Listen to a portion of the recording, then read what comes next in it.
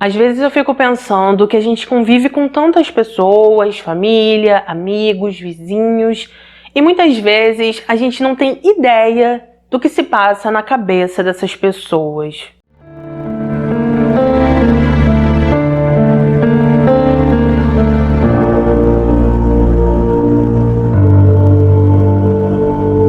Conheçam Sandra. Ela nasceu no dia 8 de março de 2001. Ela era uma menina de 8 anos que vivia com sua família na Califórnia, Estados Unidos. Sandra foi descrita como uma menina meiga que adorava jardinagem e gostava muito de cozinhar com sua família. As pessoas que falaram sobre ela disseram que Sandra era extremamente simpática, que ela gostava muito de visitar seus vizinhos porque a maioria deles tinha filhos, então ela ia até a casa deles brincar. Aliás, o local onde ela morava era um local considerado calmo, seguro, então os pais não viam problema algum em deixar os filhos brincando na rua, também deixavam eles irem e voltarem do colégio sozinhos, não achavam que aquilo era nada demais, porque, como eu falei para vocês, eles consideravam aquele local bastante seguro. Sandra vivia com sua mãe, sua avó materna e 3 irmãos em um parque de trailers. Aliás, eles moravam em um trailer. O pai de Sandra não vivia com eles porque seus pais se separaram quando ela era bem novinha e então ela passou a viver somente com a mãe e com os irmãos. No dia 27 de março de 2009, Sandra acordou e pediu para a mãe para brincar com um amigo assim que ela voltasse do colégio. A mãe dela então permitiu, já que aquilo não era algo incomum. Então, no decorrer do dia, Sandra seguiu sua rotina normalmente. Ela foi pro colégio, voltou para casa, foi para casa desse amiguinho ou amiguinha, não é especificado. E por volta das 4 da tarde, ela chegou em casa, perguntou à mãe se poderia brincar com uma outra pessoa, um outro amiguinho ou amiguinha. A mãe dela permitiu mais uma vez e com isso Sandra saiu de casa e sua mãe continuou ali. Por volta das 8 da noite, Sandra ainda não tinha voltado para casa, então a mãe dela começou a ficar um pouco preocupada, já que ela sempre chegava um pouco mais cedo. Com isso, a mãe dela começou a ligar para os vizinhos, começou a perguntar se Sandra estava brincando com o filho deles. A maioria disse que não. E então, nesse momento, a preocupação da mãe de Sandra aumentou ainda mais. Com essas informações, a mãe de Sandra resolveu caminhar pelo parque de trailers em busca de Sandra. Ela falou com algumas pessoas pelo caminho, também foi na casa de outros vizinhos, porém, mais uma vez, ninguém sabia de nada e então, nesse momento, ela resolveu que precisava ligar para a polícia. Assim que os investigadores chegaram, eles vasculharam todo o local.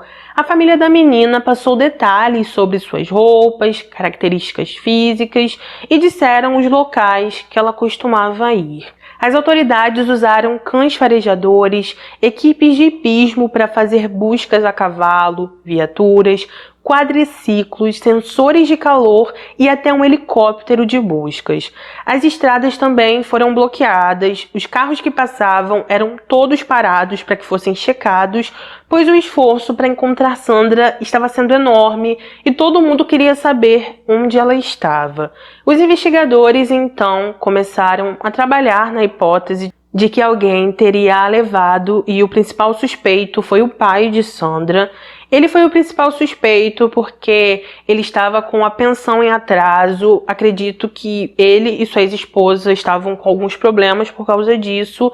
E então, por isso, as autoridades acreditavam que ele poderia ter levado a filha para tentar, de alguma forma, se vingar de sua ex.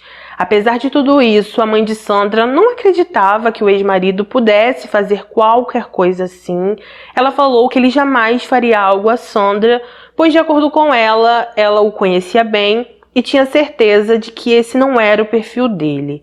Mesmo assim, o pai de Sandra foi ouvido. Depois de muito checar, eles chegaram à conclusão de que o pai da menina era totalmente inocente, pois ele nem sequer estava na cidade aquele dia, e então ele acabou sendo liberado e foi descartado de qualquer investigação. A partir daí, as investigações continuaram.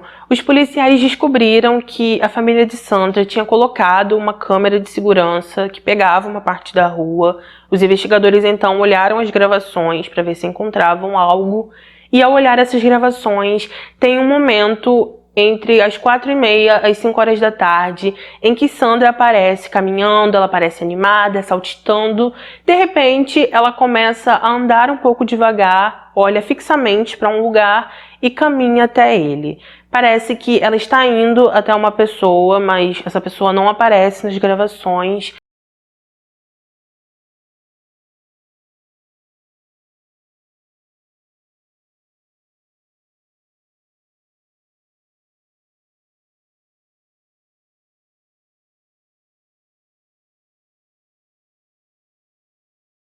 E então, com isso, os investigadores começaram a trabalhar imaginando que teria sido algum homem que tinha chamado ela. Eles traçaram um perfil, imaginaram que esse tal homem tinha entre 25 a 40 anos e por isso eles começaram a vasculhar toda a vizinhança em busca de pessoas com essas características e algumas dessas pessoas foram interrogadas. Um homem que vivia na vizinhança foi chamado para ser interrogado. Parece que naquela cidade tinha um clube com várias piscinas, onde os moradores gostavam muito de ir passar a tarde. Teve um dia que Sandra foi com a família. Nesse dia, esse homem também estava lá. As pessoas disseram que em determinado momento ele se aproximou de Sandra, mexeu em seus cabelos e acabou dando um beijo nela. Com isso, os investigadores perguntaram para ele sobre isso. Ele realmente disse que tinha atração. Ele falou também que só tinha dado um beijo nela sem maldade alguma, que aquilo foi um gesto carinhoso, mas que ele não estava envolvido em nada que aconteceu. Ele não sabia de nada e que ele também não tinha visto nada no dia 27. Outro suspeito que surgiu era um homem que vendia sorvetes pela cidade. Aparentemente, esse homem não costumava vender sorvetes na região onde Sandra vivia, mas naquele dia ele foi até lá, vendeu, e por isso os investigadores consideraram aquilo bastante suspeito. Um outro homem era um que vivia na mesma vizinhança de Sandra. Parece que enquanto Sandra e seus amiguinhos brincavam, até mesmo quando ela não estava brincando, ele tinha o costume de chamar eles até sua casa. Isso foi considerado algo que não era comum, então eles chamaram ele. Os policiais descobriram que aquele homem era amigo daquele primeiro homem que beijou Sandra na piscina e por isso eles acharam relevante interrogar ele também. Com isso, esses 3 homens foram interrogados mais de uma vez e foram submetidos ao teste do polígrafo. Todos eles, quando foram questionados sobre Sandra, não tiveram qualquer alteração no exame, ou seja, todos passaram pelo teste e foram liberados por falta de provas. A comunidade local era bastante ativa, então todos se reuniram, ajudaram a família de Sandra, eles fizeram vigílias, carregaram cartazes por toda a cidade, tentando encontrar alguém que soubesse de alguma coisa, e viraram noites fazendo orações para ficar próximo à família de Sandra e dar algum apoio a eles. Em certo momento, as investigações tomaram um rumo diferente, porque uma das vizinhas de Sandra falou com os investigadores que uma mala que ela guardava em sua garagem tinha sumido no dia 27. Ela falou que essa mala sumiu entre 4 a 5 horas da tarde daquele dia e que ela simplesmente não tinha ideia de onde ela estava. Essa vizinha disse que acreditava que alguém tinha levado sua mala e explicou que não tinha falado nada antes porque ela imaginou que aquela informação fosse irrelevante e então por isso ela não falou nada. Após o relato dessa mulher, os investigadores receberam a ligação de um homem que trabalhava no lixão da cidade e então, enquanto ele estava trabalhando nesse lixão, ele encontrou uma camisa rosa com um desenho e ela se parecia muito com a blusa que Sandra estava usando no dia 27. Os investigadores então foram até o local onde essa blusa estava, recolheram, chamaram a família de Sandra para eles olharem a blusa e ver se realmente era dela ou não. Eles foram até lá, estavam muito apreensivos e não estavam querendo que fosse, porque senão as esperanças deles iam acabar naquele momento. E então, assim que eles olharam a blusa, eles perceberam que alguns detalhes eram diferentes, disseram também que o tamanho da blusa não era o tamanho que ela usava. E então, por isso, eles ficaram um pouco mais aliviados e continuaram com esperanças de encontrar Sandra viva. Eles continuaram com as buscas, continuaram com os cartazes, continuaram fazendo vigílias. Em uma dessas vigílias, uma das vizinhas chegou falando muito alto. Ela falou gritando: "Eu encontrei algo, eu encontrei algo." Ela então seguiu em direção ao investigador que estava lá, pegou ele pelo braço, levou até um local onde eram colocadas cartas das pessoas que moravam naquele parque de trailers. E então, assim que o investigador chegou lá, ele achou uma carta e nessa carta estava escrito, ou estava supostamente dizendo, onde Sandra estava e como ela estava. Após ler essa carta, ela foi levada como evidência e analisada por uma equipe técnica e por grafologistas. Cada detalhe daquela carta foi checada para tentar encontrar o autor, já que os investigadores não sabiam se aquilo era uma pista real ou se era apenas alguém querendo dar algumas pistas falsas. Após a análise da carta, os grafologistas perceberam que tinha algo estranho nela. Eles perceberam que aquela carta foi escrita com uma caligrafia que não pertencia à pessoa que escreveu. Parece que a pessoa forçou uma escrita diferente, também escreveu a maioria das palavras com erros ortográficos. Eram tantos erros, mas tantos erros, que eles começaram a imaginar que a pessoa tinha escrito daquela forma propositalmente. Ela queria que as pessoas não soubessem que foi ela que escreveu, e então por isso ela mudou a letra e também colocou muitos erros nela. Uma coisa que deixou os investigadores desconfiados é que a mesma mulher que informou sobre essa carta foi a mesma vizinha que tinha falado que a mala dela tinha sumido. A partir daí, eles começaram a olhar para ela, começaram a tratar ela como suspeita e decidiram que aquela mulher devia sim ser investigada. O nome dessa mulher era Melissa, ela tinha 29 anos na época dos fatos.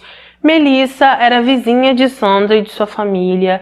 Ela também era professora da escola dominical, onde seu pai era ministro. Em alguns locais diz que o pai dela era ministro dessa igreja e em outros locais se diz que era seu avô.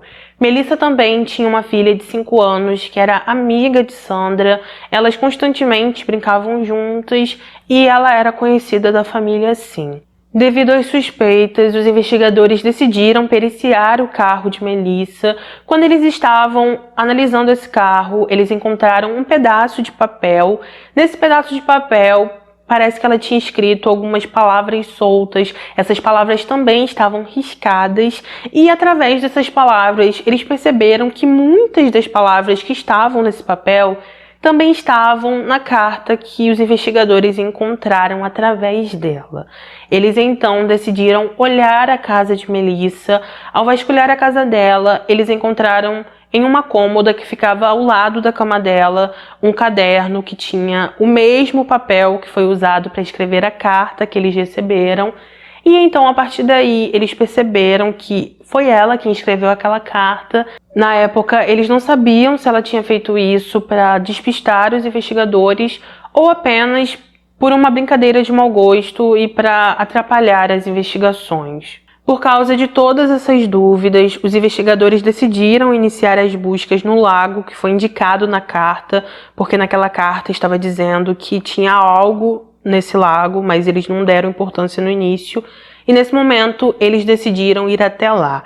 Apesar de todos os esforços, eles a princípio não encontraram nada lá e seguiram com as investigações. Nos dias seguintes, um morador do parque de trailers viu algo diferente em um rio próximo. Esse rio ficava próximo do lago que os investigadores vasculharam e como a água desse rio tinha descido um pouco, esse homem percebeu que tinha algo diferente ali, que parecia ser uma mala, e por isso ele resolveu informar as autoridades. Assim que chegaram ao local, os investigadores recolheram a mala, encontraram nela uma espécie de corda que estava do lado de fora dela e, infelizmente, eles também encontraram Sandra sem vida. Após isso, ela foi levada à análise, onde se constatou que Sandra perdeu a vida porque alguém a estrangulou e também se constatou que havia sinais de abuso.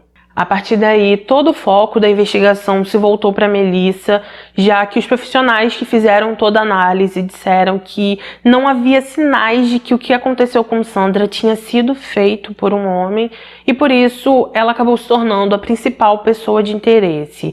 Existiam muitas evidências que ligavam ela ao caso, só que os investigadores achavam que ainda não existiam provas suficientes. Eles então decidiram ir até a casa de Melissa para interrogar ela.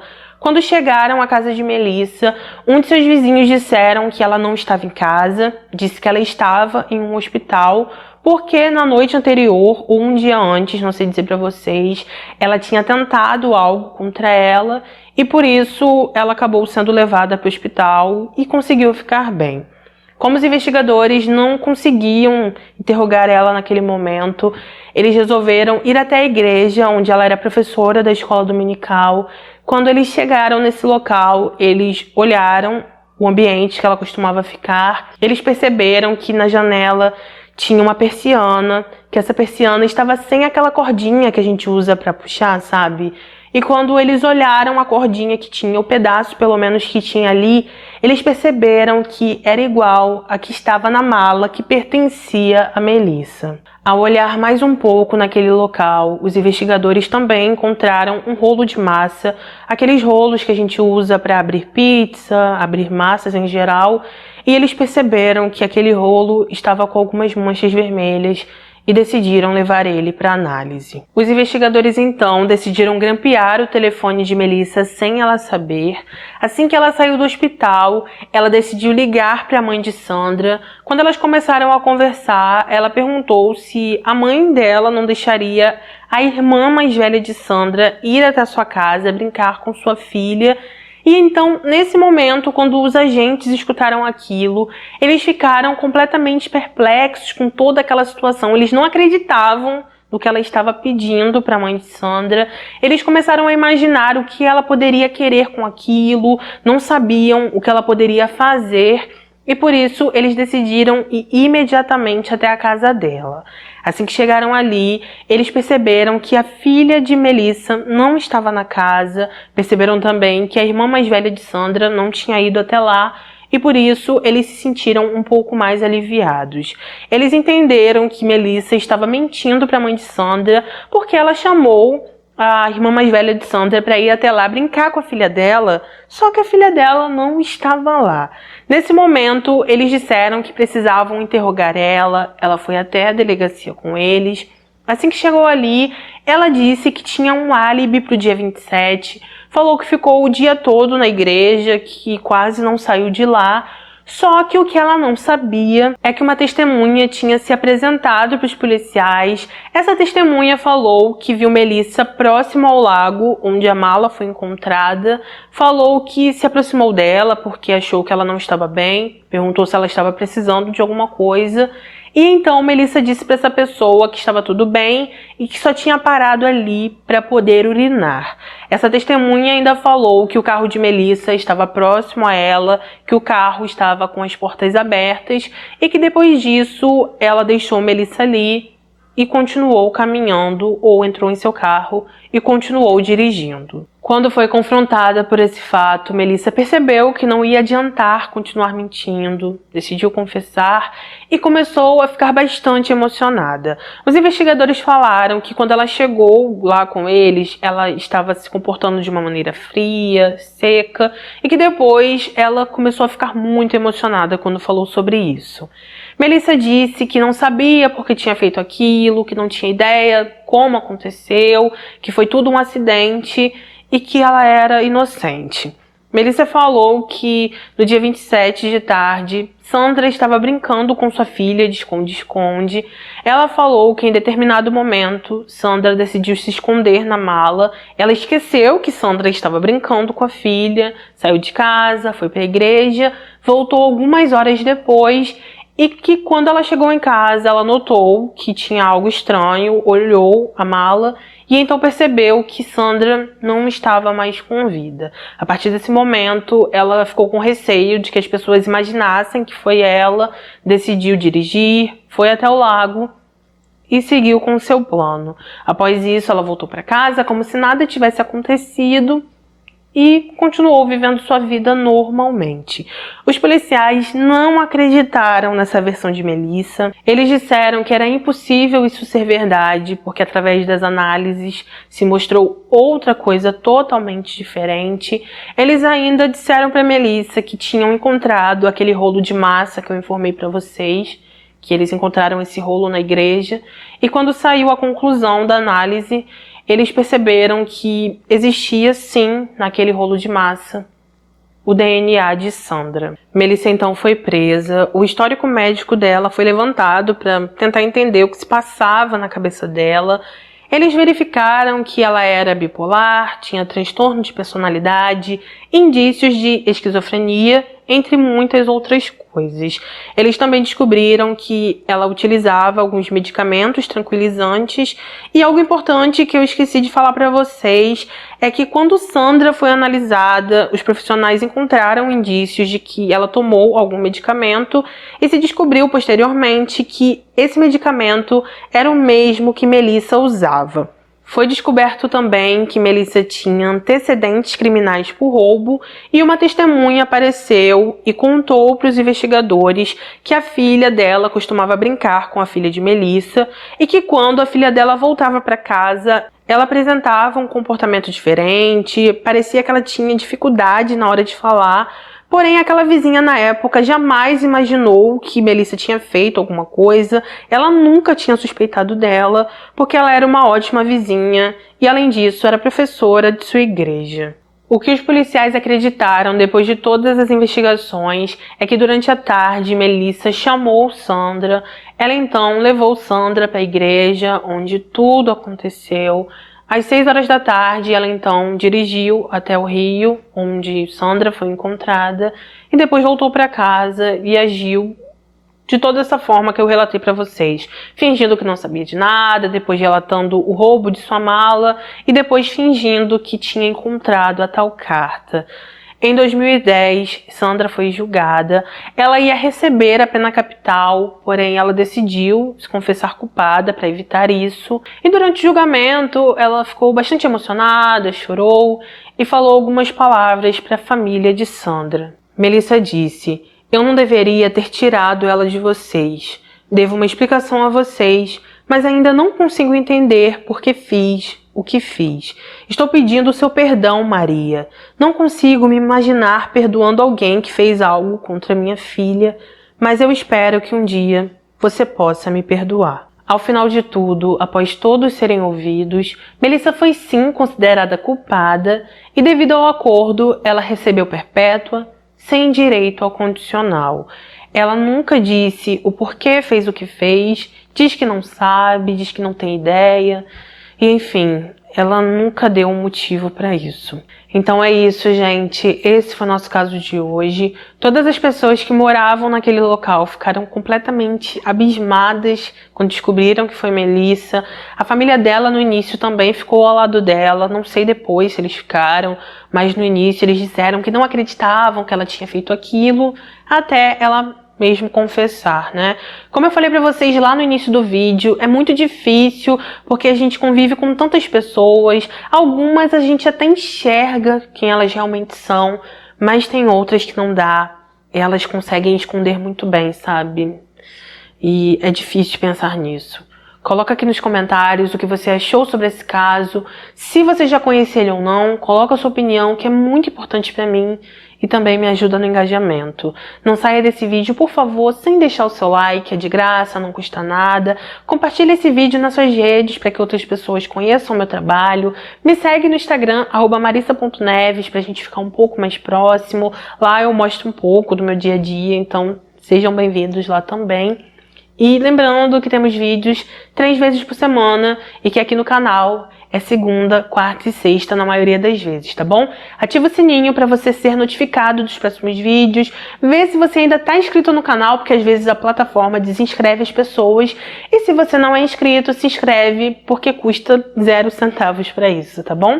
É isso, gente. Eu espero vocês aqui para o próximo vídeo. E eu espero muito que vocês fiquem com Deus, que vocês se cuidem. E aguardo vocês aqui para o nosso próximo vídeo.